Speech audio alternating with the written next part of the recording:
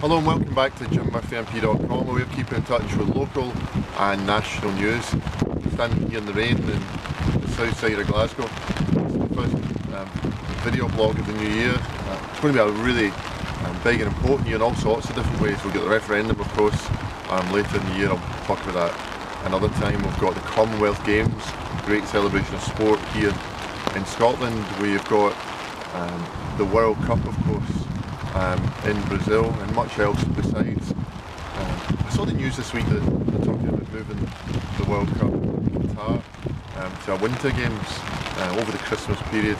I just think that football's lost its way a bit, pretty dramatically actually, when the premium global sports event of our national game can be mucked about in that sort of way. And I don't think that if the delegates to that gathering would have voted for Qatar in the World Cup if they knew it was going to be Christmas. But you know, the gap between those who follow football and those who govern it just continues to get ever wider, and I think it's storing up trouble for the world's national sport,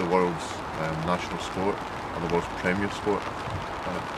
Much more locally and more immediately and more pressing, I think, for a lot of people is the crisis we have in cost of living, but the pressure there is on long-term unemployment amongst the young people. And that's why myself and Ken McIntosh are organised an employment initiative of work placements, and we've recruited a lot of local businesses who want to help.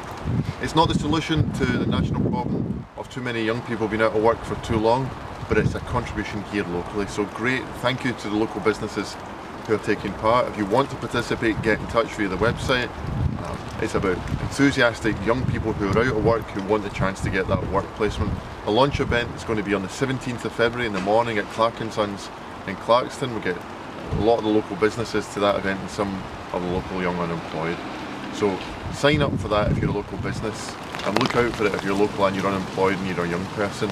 Beyond that, the last thing to say is the news every night at the moment is full of so many stories of international human tragedy.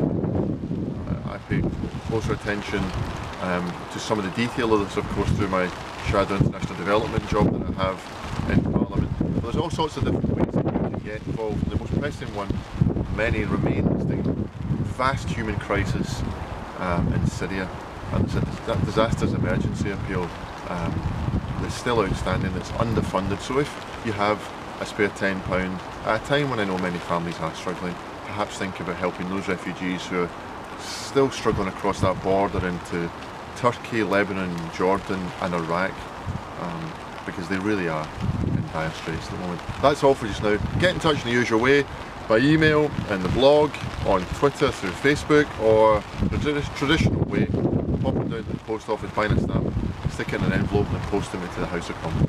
Cheers, cheerio.